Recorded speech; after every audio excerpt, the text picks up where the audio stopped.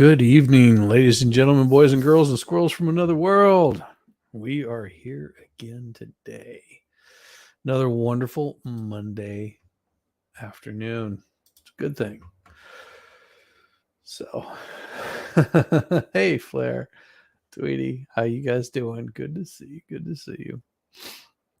Yeah, so tonight we do ancient cults. No, so you guys don't get too angry at me. I have a tendency of mispronouncing names and words. So if I got the name wrong, don't be too mad because I'll totally boomer them. Just so you know, I will boomer them. Second or 1.5. Eric says you're 1.5, so he can be 2. I could be 2. Yeah. So been training a new employee. Luckily, I didn't have anything going on today. The wife is out at a conference, so tonight will be a pretty short night just because the puppies get all alone and they tend to just not enjoy it whenever they're left alone. But I'll still try to give you a good show tonight. No headphones tonight. Just chilling, and I figured I would do something on some of these ancient cults that people really didn't think about too much. You know, when we're talking old, we're talking like 2nd century AD. Some of them even before then. Greetings, Rabbit. Good greetings, Rabbit. CLE? No. She's a vendor, so she's gonna be basically promoting her job, and it helps because she deals a lot with tax commissioners. So it's basically she goes and talks with them and drums up work.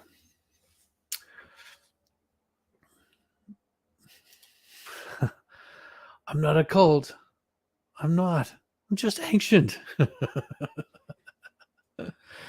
Dogs need attention. Shocking. Yes, it is shocking, but the pups, they will enjoy they will enjoy the time spent alone away from the mom. No, they I'm kidding. They lost their shit this morning because, well, let's see, she did a festival all weekend with some friends from out of town. Shaky Knees Festival. Yeah, so she was at that all weekend. And so she was up until like 1 o'clock in the morning every damn day. And of course, you know, I'm not up that late. At least I try not to be. And this topic is his jam, so he busts out his laptop to participate. Oh, nice. Very nice. Hell, he might know more about this than me. I'm still learning on it. But yeah, so went to the Shaky Knees concert. Didn't get a whole lot of sleep, and then of course I had to go in this morning and get my choppers all done. See, they look all straight. Yep, got more work done on my choppers. Feels a little better. My smile was all jacked and my teeth were all jacked, and now they're all straight, so I feel much better. Oh, nice. Very good. Love to hear that. Get glasses in 5 weeks. Sweet, Rabbit. That's pretty sweet. But yeah, so she got her she was all cranky. Plus then she didn't eat a whole lot today. Probably because she partied too much at the festival. They had some nuggets that were, I'm trying to think what they were called. Welcome, Eric. Welcome. Some these nuggets were like $100. Who knows how many nuggets they had? but it was like braised in cognac with gold flake or some crap like that. And she sent me this message, just like, it's like, I'm thinking about getting these particular nuggets, whatever they were. I don't even remember. And I was like, go for it. She just looked at me. Did you see how much they were? I was like, yeah, I saw how much they were. It's your money. I mean, I'm not going to tell you can't do it. If that's what you want to blow your money on, go for it. Yeah, she didn't do it. Of course not. Yeah. Yeah. It really was. But she was hoping that I would say something and be all shocked. Nothing shocks me anymore. There's people that will probably spend that kind of money. But she had gotten the VIP lounge tickets or whatever, which just meant they had a place to sit. They had used bathrooms instead of like porta potties, and it was a little bit better. So I had a good time. Her and her friends got to hang out and chat and stand around all day for hours on end and go check out a bunch of bands. Last time I went to a concert was to see Devo. It was the last concert that I believe I've been to, like festival. Not the last concert I've been to. The last festival I've been to was to see Devo. It was fun. It was fun. I had a buddy of mine that was a hairdresser. Sounds like a Aspen, Colorado event. More than likely, it's probably part of the same tour group. Like the Killers and stuff like that were there. No, we are Devo. It's the de-evolution of music. Yes, I like Devo. Ooh, Devo? Yes. Yeah. So Devo, got to see them. What was it? It's from Midtown Music Festival. And a neighbor of mine got me tickets in the VIP area. So got to kick back and have like some nice chill times. It was good. But enjoyed it. It was a good show. Plus I ran into a lot of people that I know just from working backstage and crap like that. So I got to see a lot of the folks, chatted up with them and hang out. But good stuff. Anyhow, so in my quest for looking for subject matter for cults, of course, you come across these random thoughts, I guess is the best way to look at it, of seeing, well, where did all of this like cult like stuff start really taking popularity? And it's never gone out of style. It always comes and goes in little waves. You get these cults that arise and die and reform and recreate and become something else. And some of them take names of other cults and they do these really strange things. Yeah, VIP areas are much better than normal sections. Absolutely. Because I am not normal by any long stretch. Rounds. But yeah, so I started looking into, some of the different ones, and I mean, it brings me back to talking with this tour guide that we had in in England, and he's an archaeologist. He's still an archaeologist, but he gave us this wonderful tour guide, and around the British Museum, and he's, first question he asked us, which was a reasonable question, is he asked us if we believed in the whole background of, you know of Jesus Christ, and where our stance was on that. And because if you're looking for the immaculate birth, this is not going to be the tour guide for you. Hey, Daisy girl, good to see you. Immaculate birth is not going to be one thing that is going to, if you believe the world is is just a few thousand years old, well, this is not going to happen. If If you believe that Christianity was the first religion, this ain't going to work for you. If you believe that Jerusalem was the first religion, this isn't going to work for you. There's a lot of religions out there that predate those, and so it was pretty much just a big. It was a short conversation, but he made some very fine points in talking about all of this, and I thought that his tour was absolutely amazing. It was probably about an hour and a half, 2 hours, and it felt like it was 5-10 minutes, just with the amount of knowledge that he was giving to us. Hey, how's it going, Puffer P? Good to see you. Got all the wonderful ladies and gentlemen out there. It's so wonderful seeing all you guys. So some of what my wife studied when she was in, like this picture that I have in the background. This is a picture of Bath. Here, I'll show you what I mean. If I can do it. Give me a second. I'll show you this picture.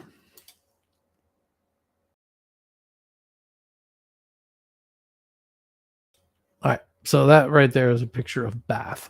That's in England.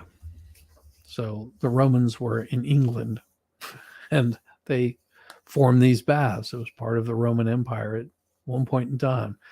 If you asked me dates, I couldn't tell you because I'm horrible with dates. Ask any one of my dates I've ever had. I'll tell you I'm horrible. Boomerang your entire day. Well, that does happen. It does happen. But let's get on with this. So, this one was pretty interesting. How many of you heard about Sybil, Iris, and I'm going to say the name wrong, Mithras? How many of you ever heard of them? I had never heard of those particular ones. So I search the internet. Of course, what do you find? You find this kind of stuff. Huh. So Sybil, Isis, and Mithras.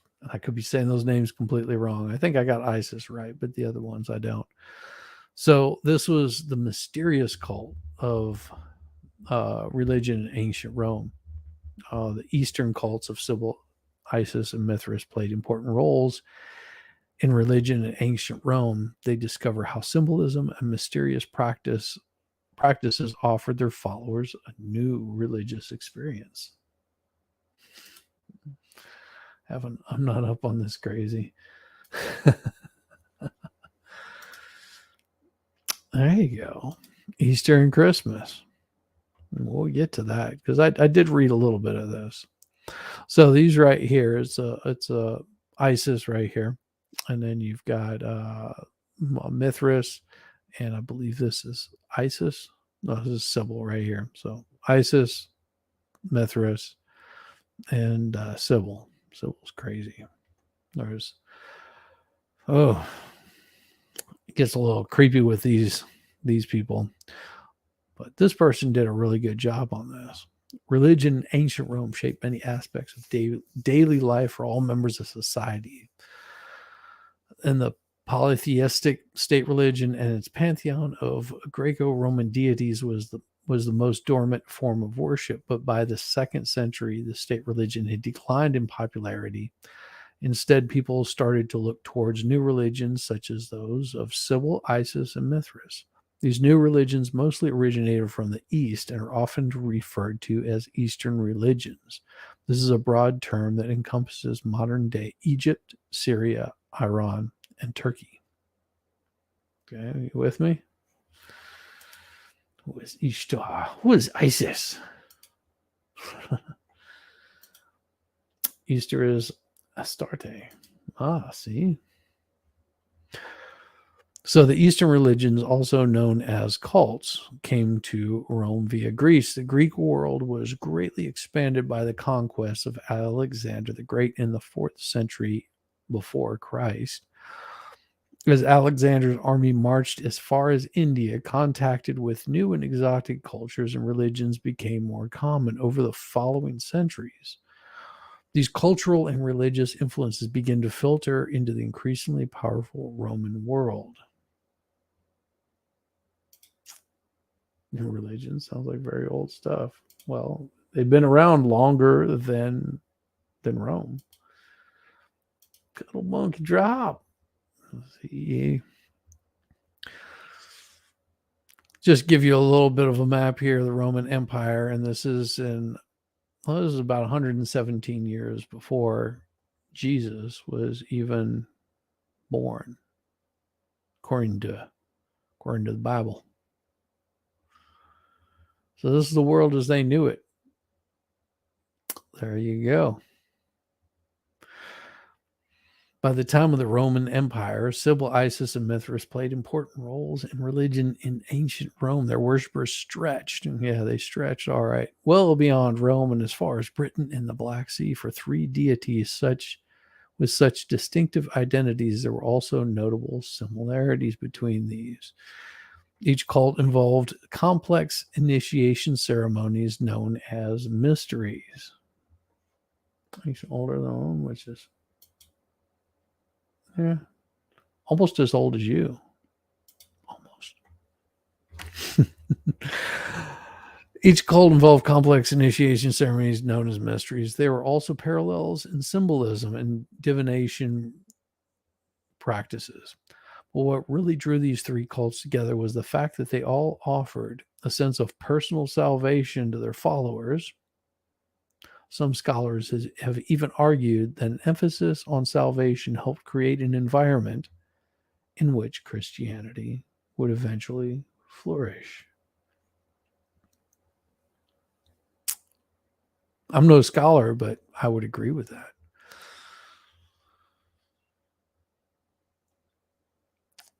So, yeah, I've actually seen this one. I was like, it looks familiar. So this is a front piece etching from an edition of Juvenile Satire, 1660, the British Museum, London. And if you know anything about the British Museum, exactly, almost fossilized. If you know anything about the British Museum, about 90% of what they have in the museum is stolen. About 90% of it.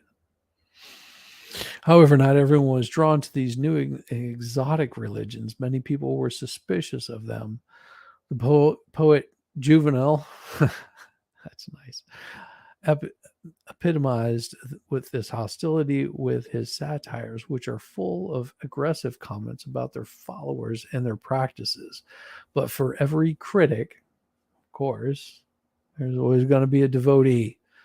The cults of Sybil, Isis, and Mithras attracted worshippers from every section of society, from emperors and politicians to freedmen and slaves.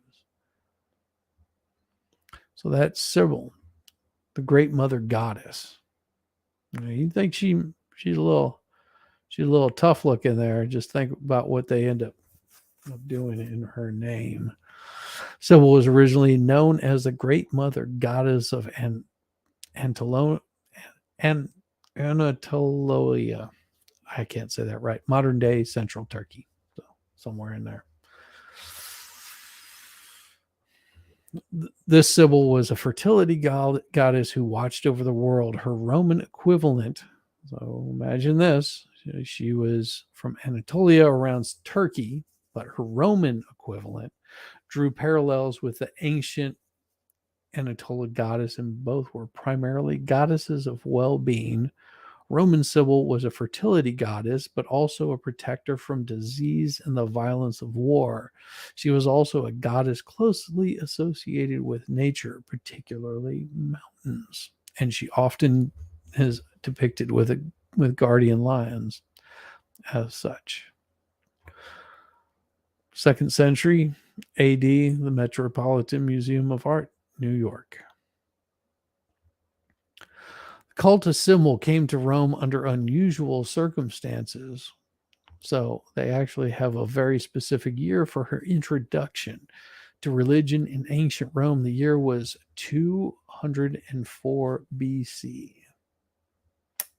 That's pretty long time ago, when Rome was in the midst of its wars with Carthage, known as the Punic Wars. When Romans appeared to be losing the war, a mysterious prophecy came to the attention of the Roman Senate. This prophecy stated that if the Anatolian Sibyl was brought to Rome, then the enemy would be repelled.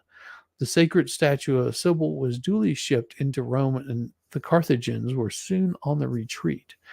The day the statue arrived was later celebrated as the Games Festival of Megalonesia. So that's a bronze statue of a youth in Eastern dress, probably a depiction of Attis. Why do all the loonies have to wear a hat? That was a question that was asked on our nice little walk with our tour guide. He said, if you notice, all of these great leaders of really strange and obnoxious, weird cults all wear strange hats. Well, look at that. Jesus' narrative is a rewrite of the story of Dionysus' virgin birth. I did not know that. See, I'm learning something new as we go along. Sibyl's main point of difference from the state religion in ancient Rome was that she offered her followers salvation through immortality. The roots of her links with immortality lie within the character of Attis.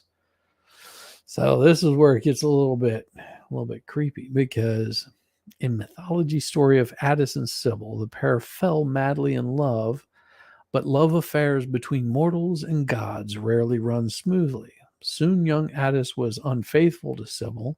The goddess was furious and stilled him with an all-consuming madness. In his madness, Attis castrated himself. We were talking about he cut off his junk to atone for his infidelity and died from his wounds. Attis was then reborn as an immortal sun god and the first priest of Sibyl. Following me here, because this gets more interesting. So from then on, the priests of Sibyl were often known as eunuchs, also known as Galli. In an initiation process, under a trance of ecstasy, no thank you, the would-be priests carried out their self-castration. They were believed to be giving their fertility to the goddess physically and symbolically. Yes. The priests of Sibyl would self-castrate. So the mysteries of Sibyl. By the imperial era, the worship of Sibyl stretched across the Roman Empire. Her followers were from all sections of society, and she was especially favored by women. Go figure. During celebrations held on Sibyl's honor, these followers enjoyed a very different experience from formal and traditional state religious ceremonies. Priests and worshippers alike wore brightly colored clothing, and music filled the air. Exotic instruments such as cymbals and reed pipes whirled the worshippers into a frenzy. Otherwise known as a drag show, exotic instruments such as cymbals and reed pipes. In this state of ecstasy, followers believed that they had experienced prophetic thoughts and numbness to pain.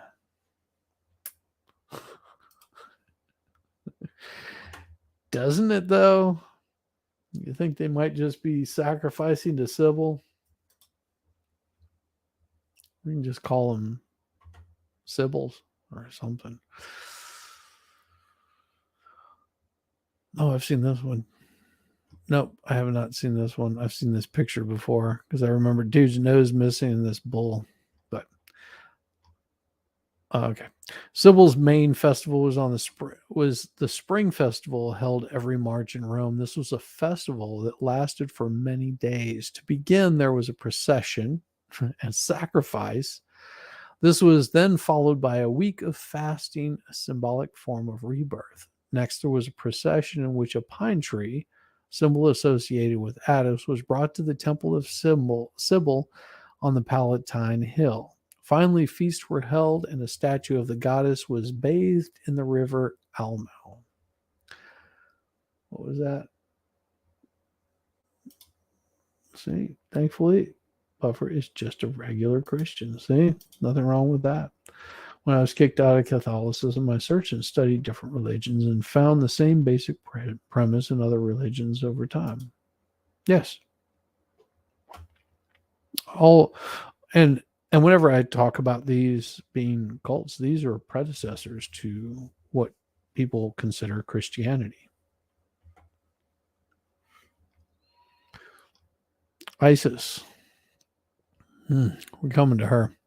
Mysteries of Sybil encompass perhaps her most important ritual. This was the initiation ceremony for her followers called Torbellum. I don't know if I'm saying that right. As the name suggests, mysteries were largely secret, but we know the rough outline of the ritual. The recipient would bathe in a purpose-built ditch filled with the blood of a bull. Meanwhile, a live bull was sacrificed above their head by a priest.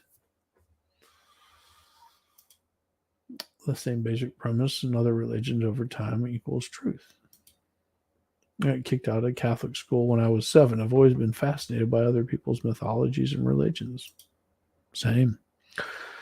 I was never kicked out of Catholic school, but because I didn't go to Catholic school, but I had a lot of questions.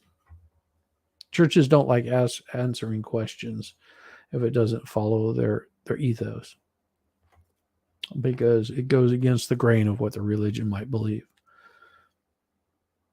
I'm not saying that they're wrong. I just want to know. I guess that's the problem.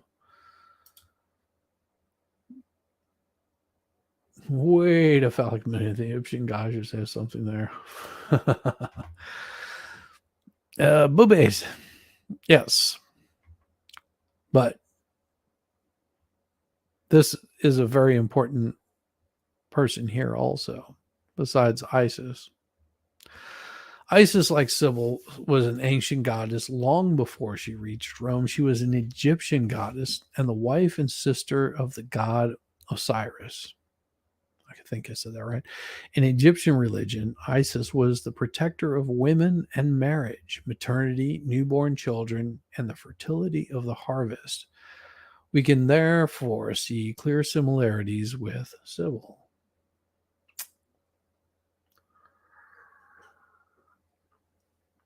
So, the Greco-Roman version of Isis simplified this wide-reaching sphere of influence. In religion in ancient Rome, Isis was a worshiper as a life giver, a healer, and a protector, particularly of the family unit.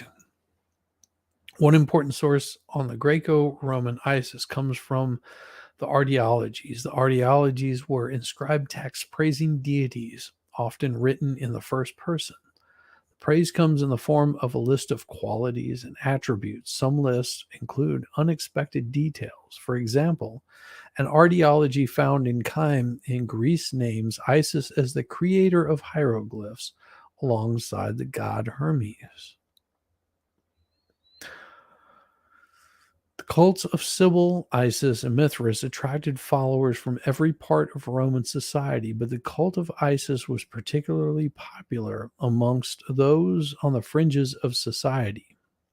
Slaves, foreigners, and freedmen were often her early devotees, presumably drawn to the lure of protection and salvation offered by this goddess.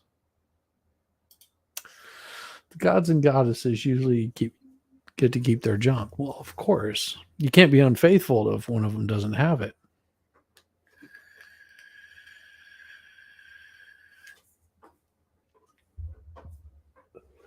Isn't that how mythology works? You anger them by cheating on them, doing something that disfavors them. So Egyptian cults were banned under the rule of Emperor Tiberius, but his successor, Emperor Caligula, which you know a little bit about, actively encouraged them. This led to a growing interest in Isis, and her followers soon included women and high ranking officials. Isis's cult spread rapidly in the first century AD throughout the empire, mainly via traveling soldiers and traders. Soon she had temples everywhere from Spain to North Africa and Asia Minor. Her popularity reached its zenith at Rome and Pompeii in the second century AD. And see, I was always curious. I guess I could look it up at some point in time. Why does AD, which would be, you know, the year of our Lord or before the year of our Lord, so AD, why does it count up and BC counts backwards? I mean, how would you know if you were, you know, say 500 years from the birth of Christ? Wouldn't you be a little bit pissed? Someone changed it for you. Like you're going, I don't know, I'm 35 years old. And they go, oh, no, no, you're negative. Negative two, because in 2 more years, it's going to be the Christ child. So now you got to start counting forward. What happened if you were born like the year before? Would that make you a year younger? And it's an interesting thought. Squirrel. The mysteries of Isis.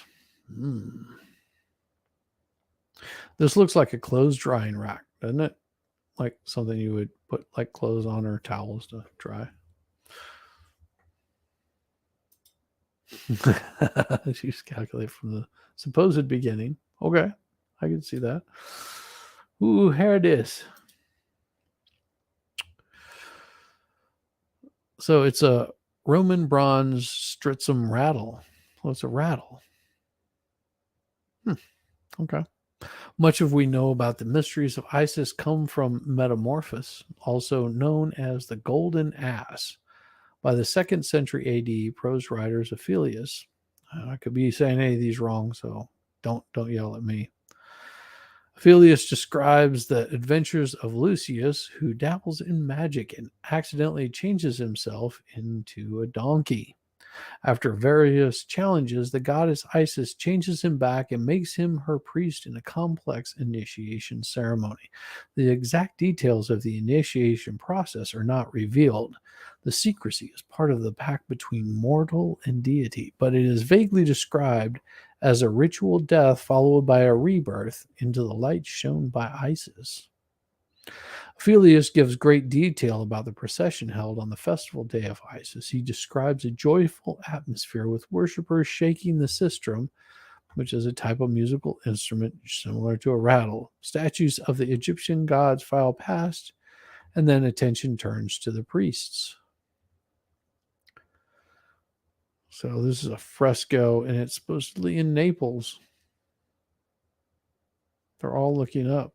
This one looks like a little spooked out. Horns. No genitalia, of course. So is that angel, a demon? What is it?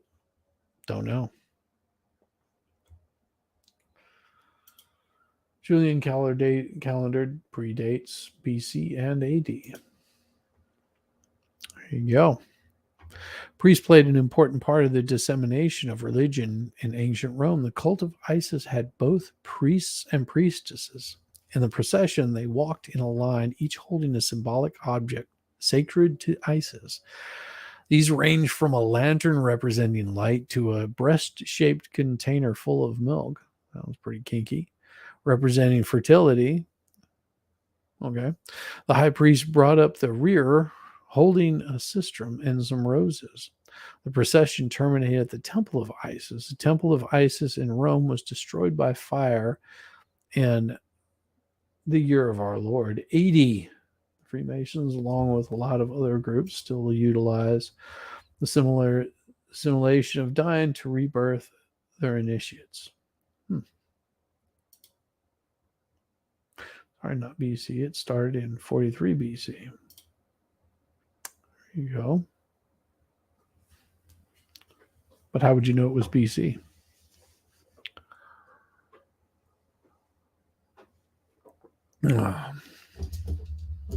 Think about this one. It's a brain scratcher. At least I scratched my brain with it a couple of times.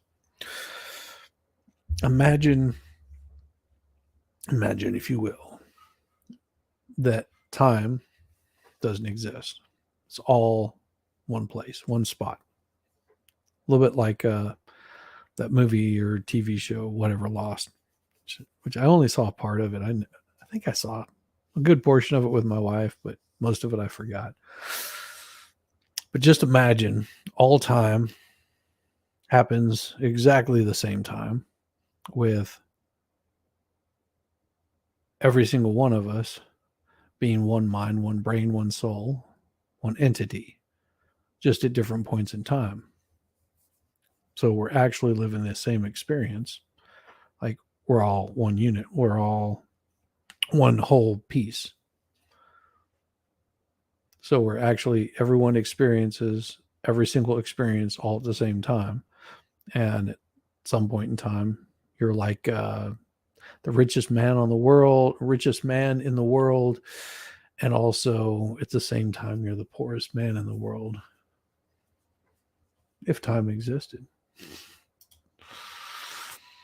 I just died in your arms tonight. Must have been something you said. I just died in your arms tonight.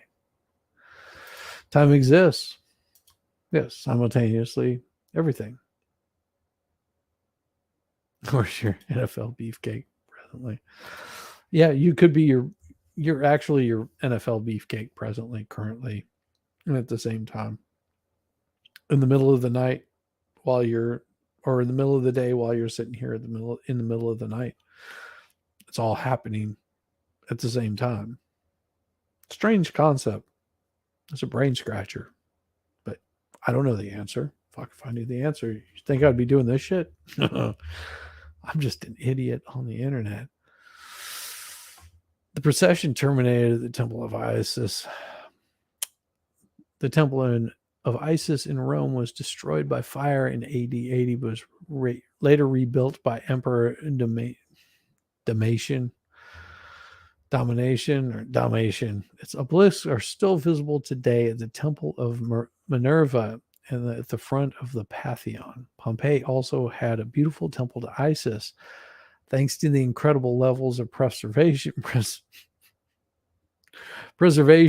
at Pompeii. Large parts of the temple have been discovered. Well, yeah, because Pompeii just sort of went down in like lava. What the shit? So God is just the, I don't know what the allegem is. I don't know. Of all the consciousness combined. No, he's far beyond that. Far beyond that. At least that's what I believe. I could be wrong. I think that, I guess the best description would be is everything that we know, our entire universe, everything that we can see, hear, breathe, everything that exists as we can visibly see it is just the tip of a pin that's stuck in God's ass. If you understand that, I mean, does that make sense? Like, so far expanding that your brain can't comprehend it, larger than anything, and encompassing more just a small piece of that. Like think of God being a human form, and we're just everything that we know, all of our existence is just a skin flake. Makes up part of him, but not everything. Hey, Winning, how you doing, brother? Yes, it makes perfect sense. Probably not, but it all exists at the same time, everywhere, at all times, and you just Like Winnie would say, you just can't see it. And to be able to see it, I guess would make you godlike. I don't know. I don't know. I'm not godlike at all. Like I said, I'm just an idiot on the internet that probably did way too much LSD and shrooms in his day. Who knows? Mithras, the bull slain sun god. Wow. Looks very masculine here. Very masculine. The ancient god had its roots in Indian and Iranian cultures. So whenever we're saying Indian here, we're not talking about Indians and cowboys. We're talking about Indians. So it could be either push star or pull star. It doesn't matter. Still Indians, those kind of Indians. But this is much prior to their current gods that they have in Indian culture. Understanding and understanding simultaneously. No such thing as just did you stop in time? No, I've never stopped. It's one moment in time. It's a blink. Yeah, there you go. India is in New Delhi, India. Sweet. So this ancient god had his. Oh, it's a him. Okay, I was gonna say. So it's a male god. I thought this was a female god, but it's a male god. This ancient god had his roots in Indian and Iranian culture. He was known as Mithra. Mithra was a Zoroastric deity associated with light and oaths. The Greco-Roman version, Mithras, gradually developed into a separate identity from Mithra. Mithra's mythology backstory is somewhat elusive. Most versions relate that Mithras was born from a rock. After receiving instructions from a messenger of the sun god, the raven, he killed a savage bull inside a cave. It is likely that Mithras' killing the bull was meant as an allegory for the salvation of mankind, with the bull representing evil. See? Saw Ludacris and you play it. All I do is win. Oh, that's cool. Yeah, I actually got a chance to meet Ludacris at Twain's in downtown Decatur. Used to go there and play pool quite often.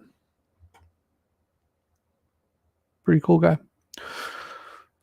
Pretty cool guy.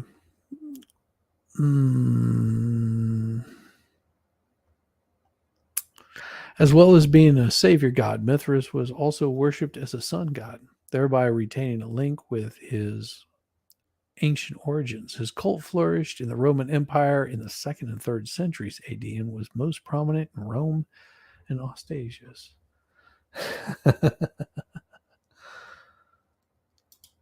So every moment being the same moment ties a lot of loose ends. Explain ESP, non-quantum effects, etc. Yes. It's Twain's like Twain's, like Mark Twain's. But yeah. That has it.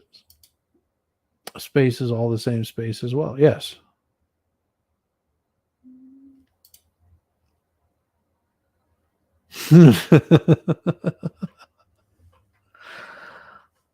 I don't know. I might know Bill. The name sounds familiar, but I don't know. I know another Bill. Name sounds familiar. I think he's the owner of Twain's, if I'm not mistaken. Could be wrong. The birth of rock music. There you go. See, Squall Bob's got it. The birth of rock music was done by Mithras. Pedal steel player. Bill Fleming. Pedal steel. I had a possibility that I might have run into him. But it would have been like at Smith's Old Bar or something like that, like with 500 songs for kids. So did you check out any of the stuff at the Shaky Knees Festival? Or did you go check that stuff out there winning? That's where my wife was all weekend. She was hanging out there. She had a good time. Sore, but she had a good time. A lot of walking. The cults of Sybil, Isis, and Mithras have all brought appeal across society. However, the cult of Mithras was the only one that openly exclusively to men in its earliest incarnations, Eastern religion. And ancient Rome was often the preserve of those lower social status. Mithras male followers were no exception, since the emerging cult mainly attracted soldiers, freedmen, and slaves. It's often thought to have only reached popularity among the elite in its latter years of the 4th century AD, but some historians believe that Emperor Commodus. Awesome. Was it your birthday? If not, happy birthday, whoever's birthday it was.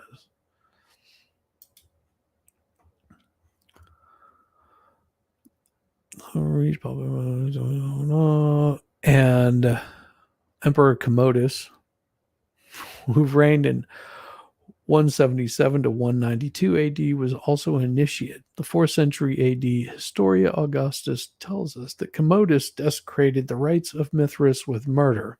This suggests that he was already a member of the cult. The mysteries of Mithras.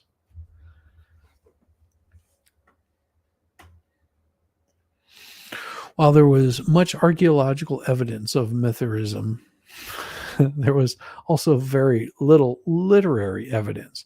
No sacred text detailing the rituals and practices of initiates have been discovered. We do know that followers worshipped in small autonomous groups.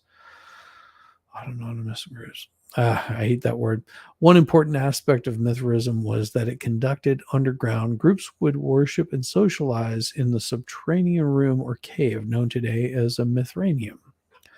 After worship, a communal meal was held. In some instances, the meal was placed on a hide of slain bull. From excavated frescoes, we know little about the initiation ceremony. There were 7 progressive stages, each under the protection of a planet.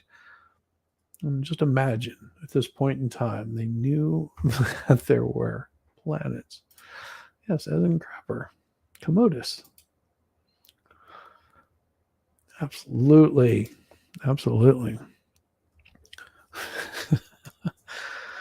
But think about this, that they already knew that there were planets.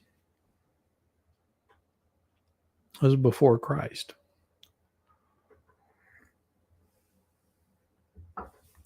That's pretty impressive. The connection between the cult and astrology is unclear, but is possibly linked to Mithras being a solar deity. We also know that Mithras did not have priests. Instead, leaders of worship were known as fathers. Mithraeum was a unique in religion in ancient Rome. So this is in London, 1954, the London Mithraeum Museum. Looks pretty interesting. 1954. I wonder if that was uncovered by bombs. No other cult or religion in ancient Rome involved an underground place of communal worship. By the fall of the Roman Empire, there were thought to be over 600 Mithraea just to Rome alone. To date, archaeologists have discovered evidence of Mithraeanism in over 400 spots across Europe. The London Mithraeum is a particularly fine example. September of 1954, a marble bust of Mithras was unearthed at an excavation site in Walbrook. This discovery confirmed the identity of a nearby structure as a Mithraeum. Many Mithraea are often discovered underneath Christian churches, such as Basilica of San Clement in Rome. The internal decoration of Mithraea was very consistent and included images of Mithras and simple raised platforms for communal meals. However, there was no external decoration at all. The austere of Mithra could not have looked more differently from the ornately decorated marble temples of state religion in ancient Rome. So what's up? The artifacts found Herculaneum are fascinating. Lots of art representing bestiality. Probably religious. That's weird. Wondering how many artifacts were destroyed by wars. Oh, yeah. See, there you go. Tons, especially the Iraqi war. Yeah, and it continues on. I mean, Iraq, Afghanistan, Turkey, India. I mean, China. A lot of things have been destroyed. That's what happens with humankind. The Eastern cults of Sybil, Isis, and Mithras played important roles in the religion in ancient Rome. Their followers stretched far and wide and came from every sector of society. Their exotic symbolism and mysterious practices offered people a new religious and spiritual experience, which was lacking within their confines of traditional state religion in Rome. Perhaps the greatest appeal of these cults lay in their promise of personal salvation. Interestingly, many of the Eastern cults fell out of favor once Christianity began to take hold in the empire. This is, of course, another religion which offered then and now personal salvation in return for devoted worship to a single God. Good to see you. Good to see you. The U.S. had destroyed artifacts. Bad U.S., very bad. Yes, that happens. Commodus, as in Russell Crowe and Joaquin Phoenix in a fictional gladiator movie. There you go. See, giving love to Cool Frog right there. Yeah. So,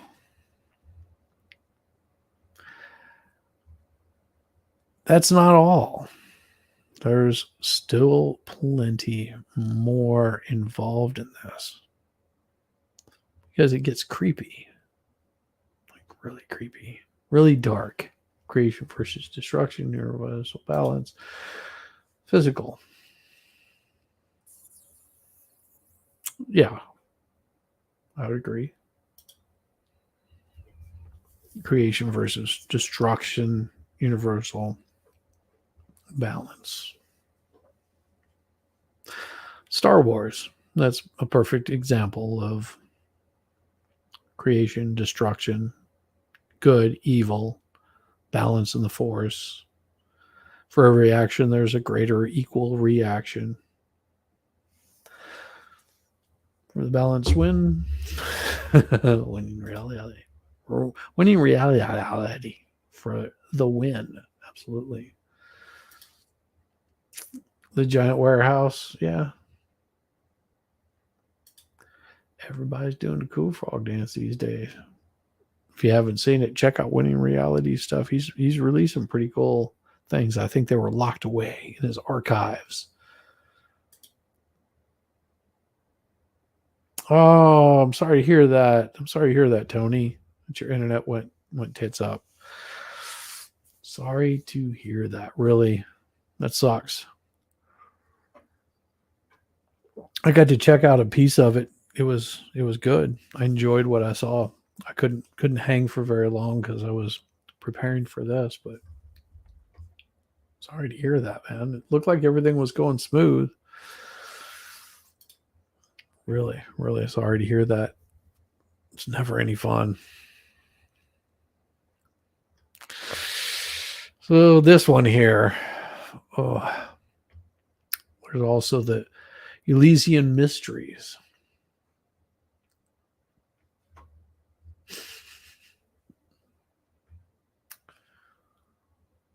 Well, did you get a chance to talk with your guest?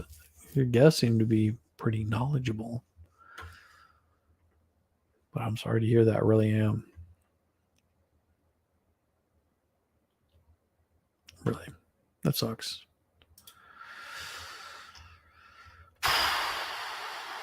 So this is Greece. It was good for the first half. Well, that's good. That's good. Most religion in ancient Greece was civic in nature, dealing mainly with the social and political relationship of each city's people. There were, however, a few that were more spiritual in nature. those that dealt with the concept of gaining favor in the afterlife. These are commonly called the mystery religions or mystery cults. There are three main mystery cults in ancient Greek and Greek origin. They are the Eleusinian mysteries, the Dionysian mysteries, and the Orphic mysteries. Each cult represents a very different type of religious experience. None of the three are similar to each other or to the previously discussed or civic religion, but they are still based on many of the same deities and myths. So the mysteries. This is all about the mysteries. Unlike the many civic cults, whose main focus was securing the favor of its patron god in exchange for a service rendered, such as a fruitful harvest, a child, or some other worldly pleasure, the mystery religions were focused on securing a pleasant and peaceful afterlife. Mysteries, however, were not a form of mysticism, meaning I'm not even going to try to say it. Transcendent. There we go. Transcendent to a higher plan or deeper understanding. In the case of the mystery cults, the mystery was a hidden secret, an initiation, or a ritual that only cult members know and that they are forbidden to tell.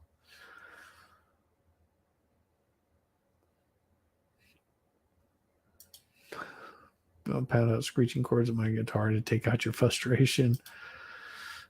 There you go. Squall Bob's. Oh, Eric's got it right. Rock and roll for the win, brother.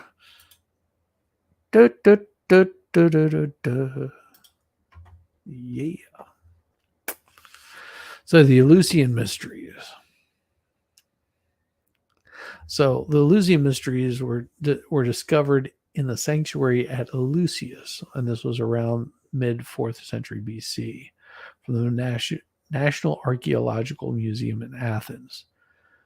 The Eleusinian mysteries were the most prominent of the three main cults. This cult was mainly an initiatory cult that had its strongest following near Athens in Attica. Like all mystery cults, the Eleusinian mysteries were not to be kept secret from any person not initiated into the cult. However, there were at least a few people who violated this. One, a man named Digorius of Melos, was said to have told the entirety of the mystery in the streets of Athens in such a way as to make it seem vile and unimportant. Another was a Gnostic writer who Hippolytus called the Nasen. Achilles was said to have shown the people all or part of a passion play of sorts that was not seen by the uninitiated.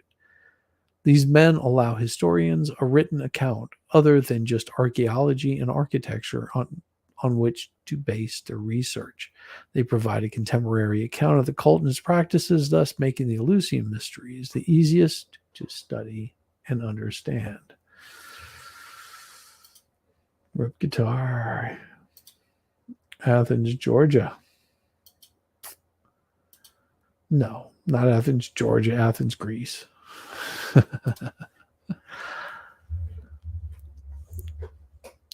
Demeter was the chief goddess of Eleusinian cults, as discussed earlier. Translates to mother, earth mother, or corn mother.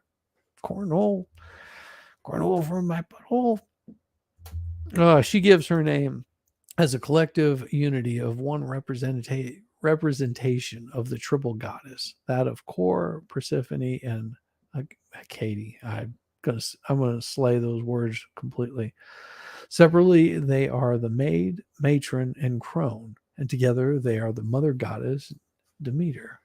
Some legends concerning Demeter confuse Kor and Persephone, or make the two the same deity, as it is possible that the abduction of Kor/Persephone by Hades with Zeus, Poseidon, and Hades being the male triple god is a representation of the subjugation of the feminine to the masculine in both society and mythology.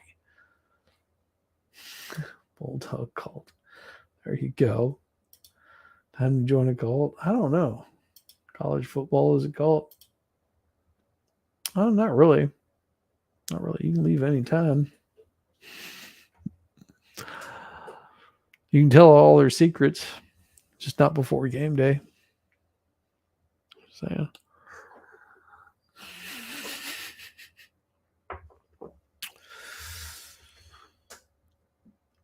So each divinity of a mystery cult has a specific myth to which he or she is intimately bound for the illusion. I'm going to skip down a little bit. Sacrifice being purification. Boundary maker delineating the limits of the sacred way in Athens at the end of the 5th century BC. The purification that took out the place on the journey to Eleusis allowed the worshippers to become safeguarded against evil influence, purified, fasting, and inspired with that religious exaltation that fasting assists. Sounds a little familiar to another one. Free bird. The journey began in Athens, and every step recalled some aspect of the ancient myth. The procession followed the sacred road first across a bridge where they were insulted and reviled as they crossed, and then the long road to Eleusis for what Aristophanes described to be the drunken revel and night of celebrating al fresco. Interesting. Bring it a little bit bigger. Big in it. Later, maybe a few days, maybe just the next day, the group was led to the Telestron to celebrate the mysteries. Those allowed to go inside were called the Mystae, meaning to those who know or those who see. Sounds a little bit like the Freemasons. The exact timetable of the entering the Telestrian was impossible to determine. It is known that there was a play or a vision of some kind that was all shared and was said to have changed those in attendance. There was some ritual performed in which it is likely each Mystae worked some type of grain, ate and drank a ritual meal, and was shown a sacred object. The order of events is as uncertain as what exactly each entailed. However, even if the order and ingredients were known today, it is unlikely that it would make much difference in the understandings of the experience. The gap between pure observation and the experience of those involved in the proceedings remains unbridgeable. Narrow is the sacred road, and few there be who find it.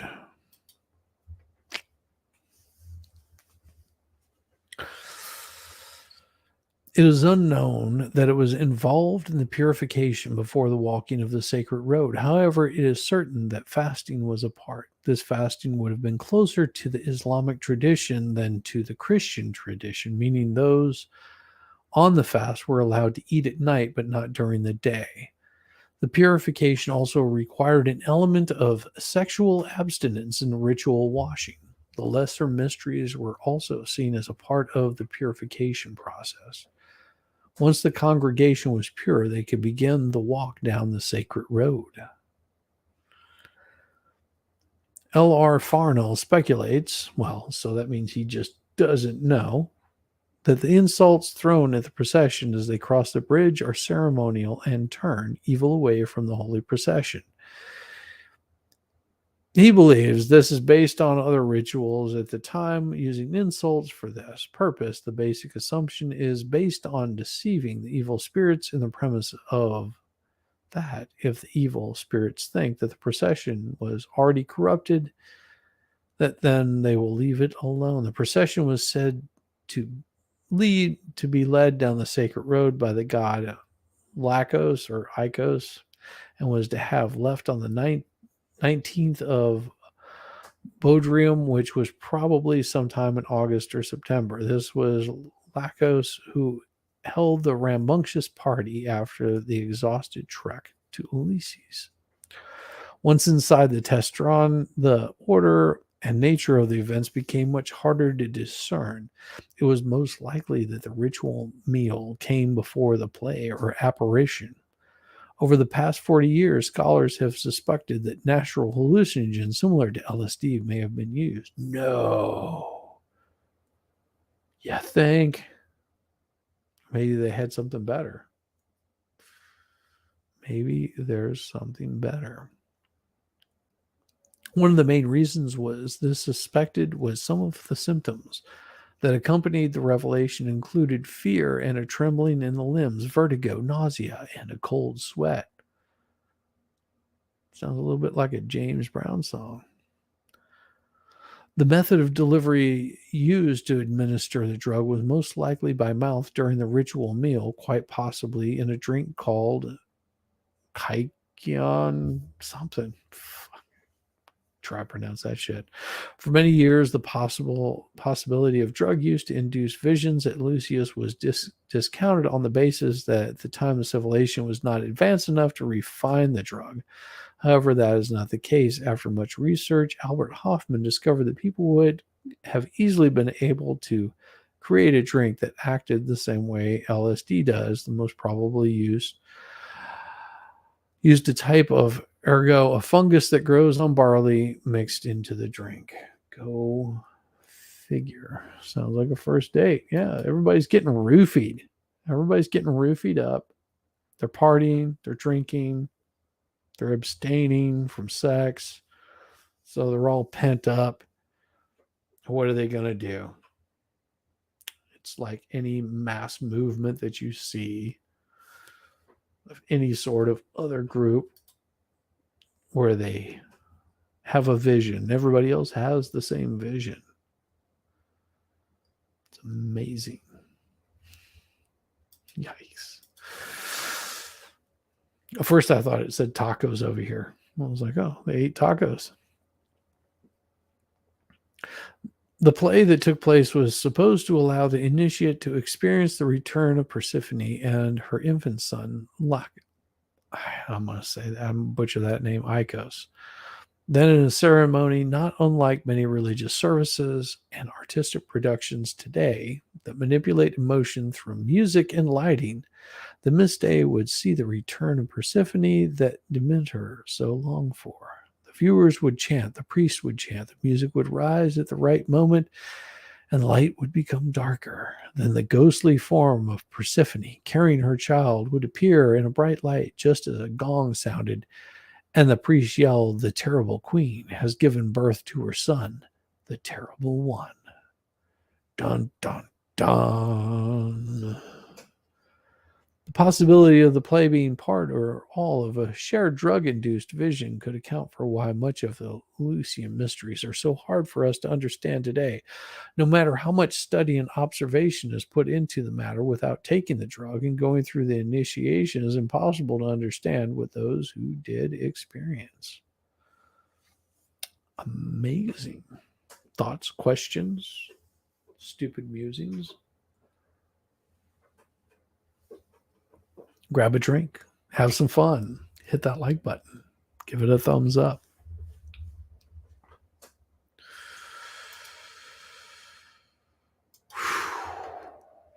Crazy stuff.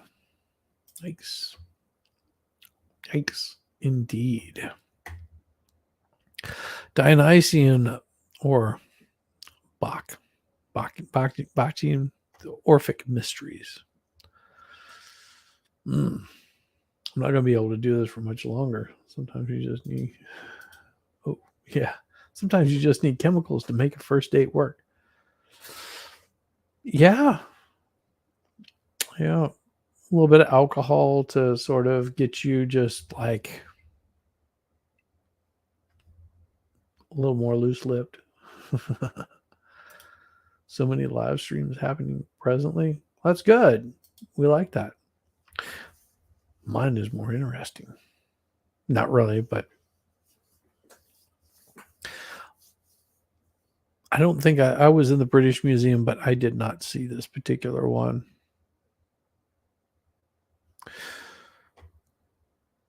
There's much more interesting ones I could talk about. Trust me on this. But I think this one, the Dionysies, it's hard to study, but the dearth of known facts about the other two mystery cults of the time is depressing. Most information about the Dionysian and Orphic mysteries is speculation or extrapolation, based mainly on the known mythology and possible ties to other contemporary cults such as Ulysses. So I can't even.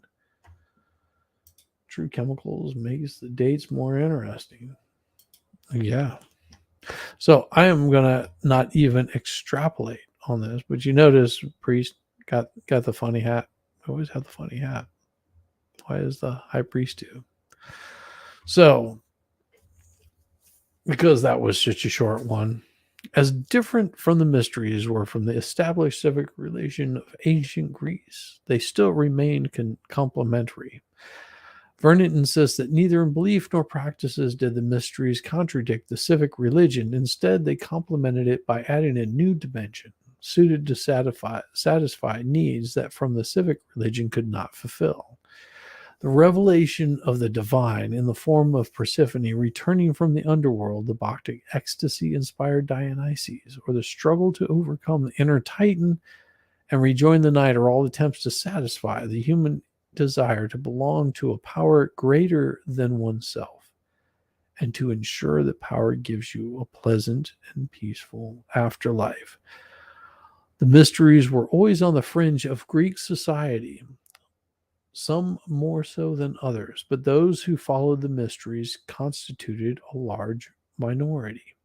The inclusive nature of the Greeks allowed them, the mysteries, to flourish within the established system. It was the mysteries that introduced concepts such as salvation, the immortality of the soul, the transmigration of the soul into Greek society. The mystery religions formed a link between the inclusive pantheon of the Greeks and the more modern exclusive religions of today. However, when faced with the persecution that Christianity, Islam, and Judaism have faced in the past, the mysteries could not go underground because they lacked any organization. They were not self sufficient sects. They were intimately bound to the social system of antiquity that was to pass away.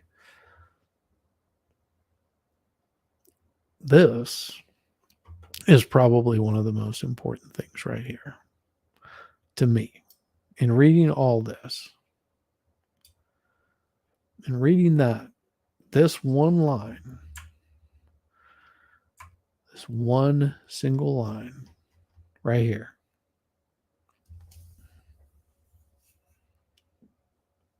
is the biggest part. Those mysteries could not go underground because they lacked any organization. They were not self sufficient sects. They were intimately bound to the societal system of antiquity that was to pass away. So think about that next time that you get worked up. Sex helps marriage do, yes. Brain helps. Sex helps. Yep. Sex or sex. Sects. With a T, first one. So think about all the little religious sects that we've been getting lately. And there's some pretty interesting ones if you really think about it. If you really think about all of these little offshoots of religion, these little cults that we have that come popping up out of nowhere. The cults of clown-faced warrior men that challenge the status quo of having children, like with a woman. Amazing how that works. You run into these little offshoots. They're basically just a religion, their own little cult, and they're off to the sides. They're off in the very vast reaches of everyone's really giving a shit about them. If you ask, most people would say, drag queens, okay. Transvestites, sure, whatever. They would look at them and say, don't really care. Sort of fringe of society. How important are they? Well, until they like infiltrate your schools and your children and all that other wonderful stuff. And fight against it as much as you want to. Good luck with that. Good luck with it. They will continue to come after them because they need new recruits to their little cult. They need new religious followers. And where else can they find them except amongst those who haven't castrated themselves? If you're castrating yourself for this little cult, well, you're not going to be able to reproduce. Sort of ends the lineage right there. Whenever women are having mastectomies, double mastectomies on purpose, just because they don't like the look of their body or because they feel that they're trapped in another body, you know that society is starting to fall apart and crumble. Whenever it does that, because it's based in some non-organized religion that the state allows. Whenever the state allows it, it starts to eat itself up. It eats itself up in a glorious fashion. And whenever it eats itself up, they have to get more religious. They have to get more followers. They have to spread their word because they're not getting enough followers. They're not getting enough people into their little religion. It's almost a self-fulfilling prophecy. Whenever they're doing these kind of things, they are basically eating themselves apart. Literally, figuratively. It is them destroying themselves. And they will fight it as much as they possibly can. As much as they possibly can.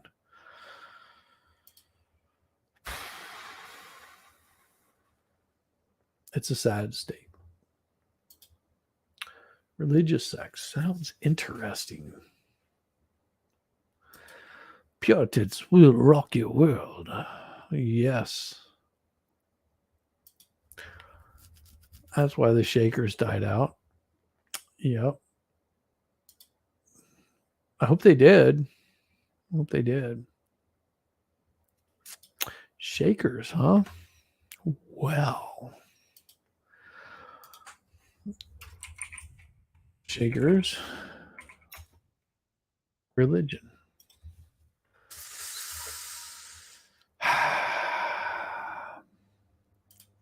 Here we go.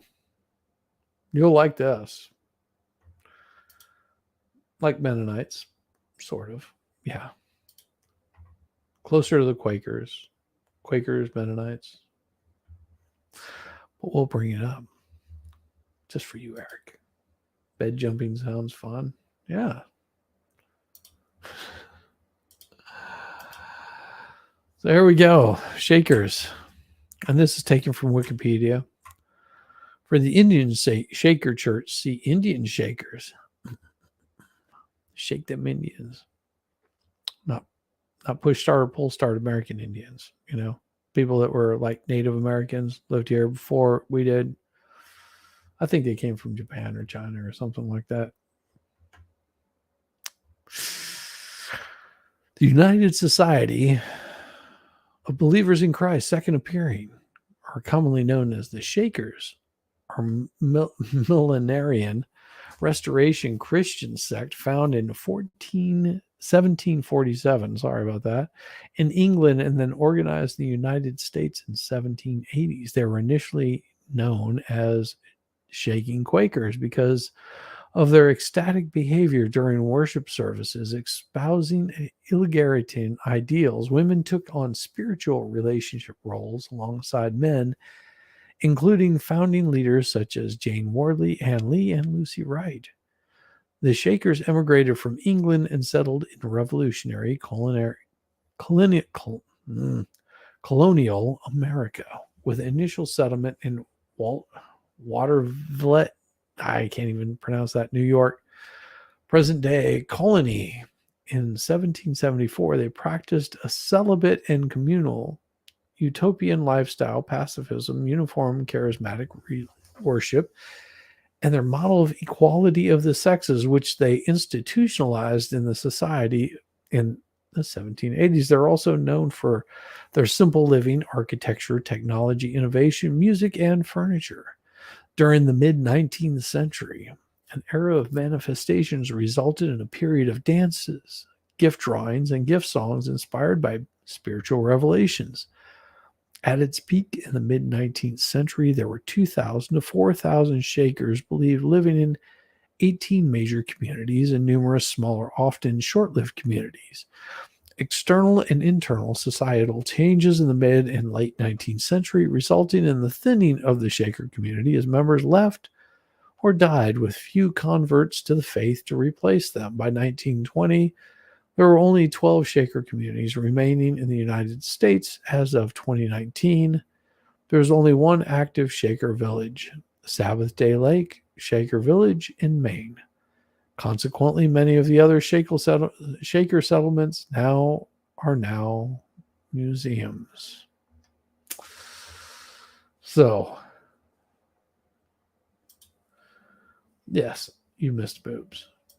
Yes, you missed all the boobs. They adopted children in need, but did not believe in sex. Yeah, pretty much. That's what happens.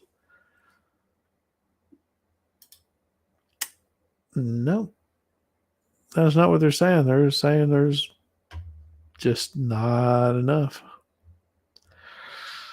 Not enough. Mother Ann Lee, 1790s. Shaker dance and worship during the era of manifestations. Look at that. That was their dance. Like a big circle. Just squashing each other in. Acting all goofy. Shaker Cemetery. The first burials occurred in this historic site in 1787. Mother Ann Lee and early leaders reburied here later. Town of Colony.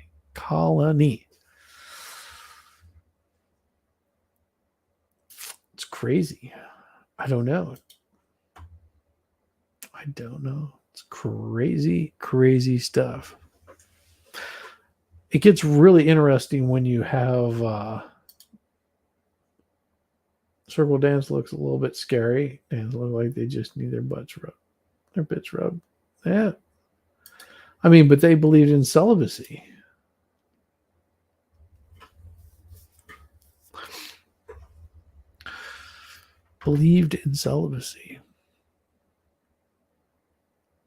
I started checking out some different like older religions.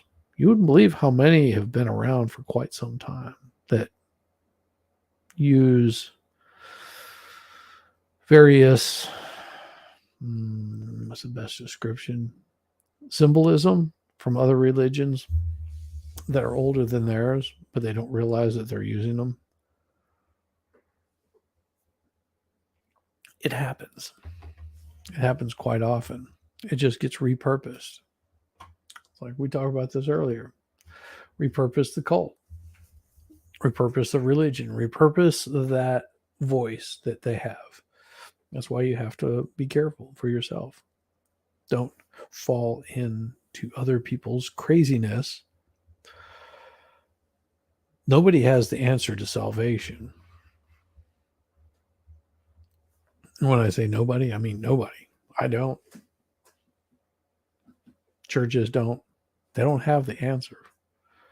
They have an answer that might work for you. You might believe fervently in that belief. Nothing wrong with that. Do it. What is the oldest current religion? What is the oldest current religion? I would say I don't know. I don't know. Yes. That's what Eric was saying.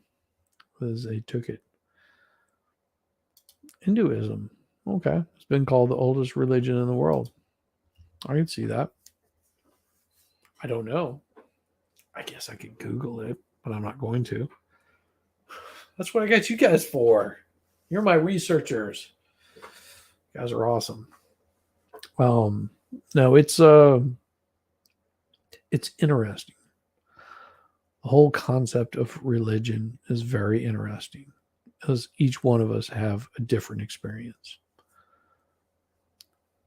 Who's to say that the Dionysus cult was not correct? Maybe the end of the world came and went, and with them it was with them. Don't know. I don't know. I could be. Hinduism founded around the 15th century or the 5th century BC. Yes, but there was a lot. And what about the ones that were? And you say, yeah, this is a current one, but is it the same as it was in the 5th century BC? Just saying, was it the same? Huh. Tweety says 10th and 5th century BC, it was Zoroastrianism. I don't know. Yeah, thanks, Tweety. Thanks, Tweety. I mean, personally, if I was to start a cult, it would just have to be a sex cult. It would just be so much more fun, more interesting, more entertaining, at least. But I'm not into doing that kind of thing. I mean, you can throw money at me, but you can just hit the like button. I'll be happy. Shit. I'm pretty easy as far as a cult leader goes. In Judaism, 9th and 5th century BCE. Okay. See, I don't know these things, Tweety. I really don't. I'm an idiot when it comes to these kind of things. I just thought that ancient cults, because people tend to think that we've got the Jim Jones and the Charles Manson and the Nexium and all these kind of little pop-off offshoot bullshit things, which are just mainly just a cult of personality. They don't want to be left out of the group. Where some of these older cults, that's not what they believed. It wasn't about leaving people out of the groups, but being very sure of the people they were letting into the groups. That's why they were so small. Like their memberships were not as large as, say, the Christian church or the Roman Catholic church. I believe in doing good things. Pretty weird religion. I think there's a God, but I don't church. Ain't nothing wrong with that.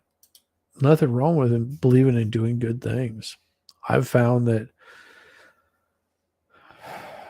loving everybody is a good way to go, unless they give you a reason not to love them, and then you just stay the hell away from them.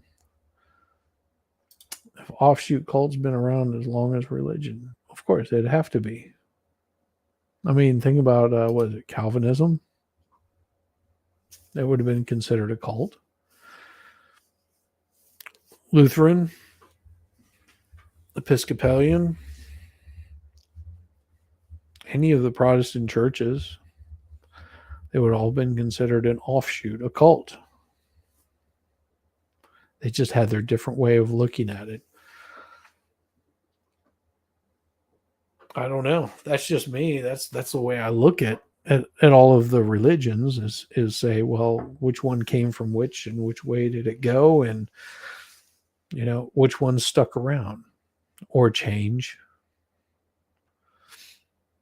Judaism won't be a cult.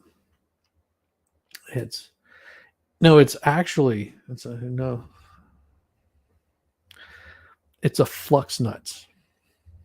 That's what it is. Flux and I are starting our own cult. It's called Flux Nuts. Would you like to be a Flux Nut too? You too can donate. See the number down below, and you can too join my wonderful cult. Right below. Just click that link. Send $1 million, and you too will become part of the brotherhood of the Flux Nuts.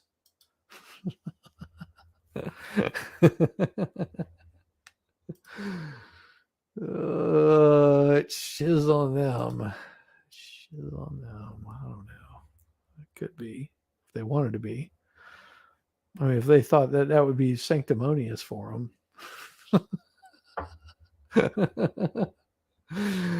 Don't be sorry. She just was held for a review. No, nope. I'm not holding anything for review. I don't do that. Can't do that. Let me see. Let me guess. Blue balls. Confused.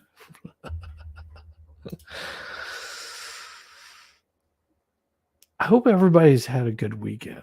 I really do. My weekend was good. I gamed a little bit. I had Tweety on, which was really fun. It was good stuff. It's good stuff. Shiz was held by YouTube bots. Yeah, that's I'm starting to get on, understand what it's all about. These nuts, or not just the shizzy whiz nuts.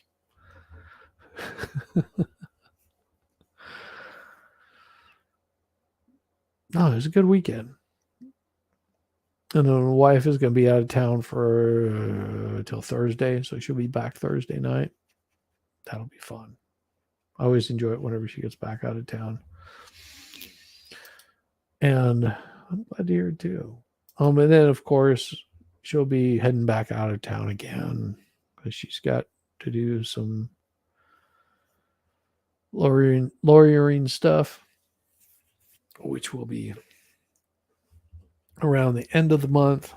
And then she's actually gonna fly for that one, which is good. I told her she should. I didn't want her, pardon me, I didn't want her driving 6 hours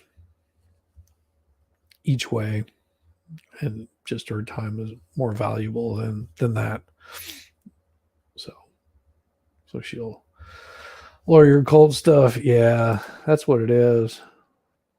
They're the biggest cult around. They're scary cult. Got some weird ones in there. They're in all these. They got all these weird kind of fetishes. It's just creepy. Lawyers, they're creepy. No, she's gonna be out of town for a conference where she's speaking. So she's got that for towards the end of the month, and then of course next month, what, get to run around naked right before she gets home and pray the sex guy that works. Oh, buffer. I do that whenever she's here, and it usually does work. Happens when your woman is away too long. I don't know. See, I do it whenever she's here. Pray that it works. Usually does. Contracts are a fetish. Yes, contracts are a fetish. No, she's so when she gets back, it'll be a short period of time, and then we'll be heading out to Italy. That'll be a blast. My wife's aunt, I can't really call her aunt-in-law. Wife's aunt will be coming to stay with all of the puppies, bringing her Weimaraner along. Perfect show dog. Perfect show dog. So, yeah, she'll be staying at our place and just enjoying herself. Which is, our place is pretty enjoyable. It's very chill, very kickback. So I will probably do some streaming from Italy. I probably won't do them during the day. I looked at getting a gimbal, but I didn't see anything that I really liked. I thought about getting one of those. I'm just like, read me that contract clause. Oh yeah, read me that contract clause. Oh yeah, baby.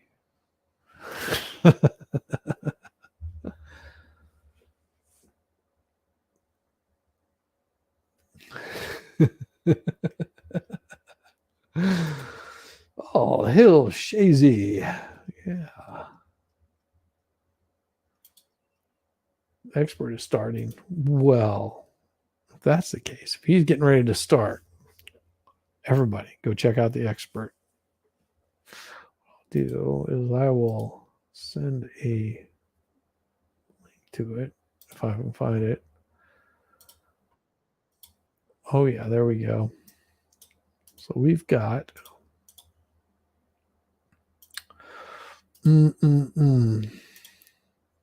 talk lawyer to me. Purr. So there we go. That's where I'm going to go and check out. I'm going to go check out the a little bit of the expert that's going to be happening. It was fun tonight. Got to learn about some of the ancient Roman and a couple of the Greek cults. Pretty interesting that they had those kinds of fringe religious groups at that point in time. But I think next week I'm going to do one on a very interesting one, and I might have to make sure that I'm well armed just in case they come after me, because they've been around for quite some time and they still exist.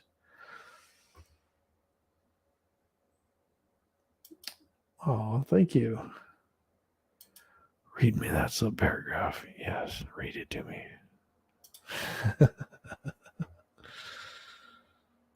No, your show just failed. You did fine. Enjoy the evening, Shizzy. Thanks for streaming. I appreciate you, Puffer P. I appreciate you. And definitely check out Fast Group. And thank you very much, Tweety. You have a wonderful day. Everybody, have a wonderful evening. Tomorrow, you've got Talking Trash and Truce with Shelly and Cool Frog, which should be, as always, entertaining. I know Shelly's doing some stuff with Darth Hideous. I haven't had a chance to check it out, but there's not enough to check out.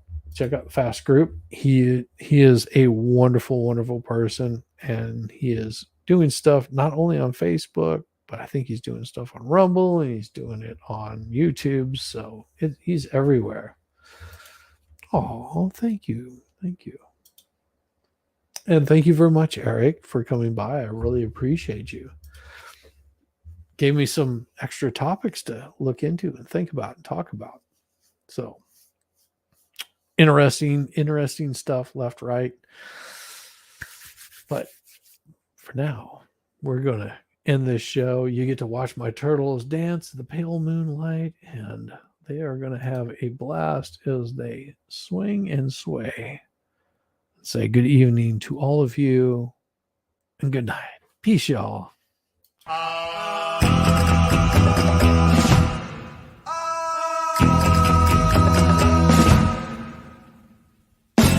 Exótica.